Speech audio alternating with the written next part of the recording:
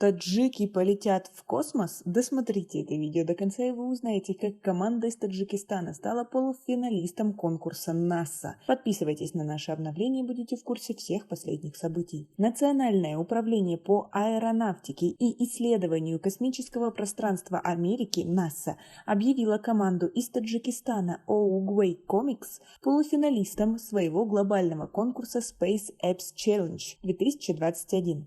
NASA Space Apps Challenge – крупнейший мировой хакатон, в котором в этом году приняли участие более 5000 команд из более 160 стран и территорий. Конкурс проходил 2 и 3 октября, и команды соревновались в разработке инновационных решений для целого ряда научных проблем, сообщает посольство США в Таджикистане.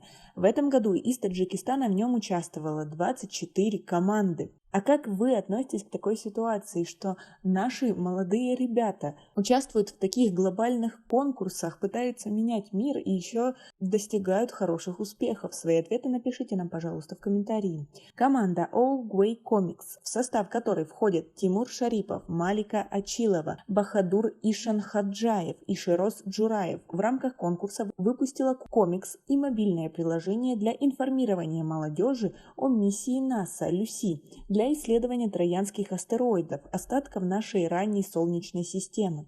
В результате Oogway Comics стала одной из 37 команд полуфиналистов. 10 команд-победителей будут объявлены в декабре.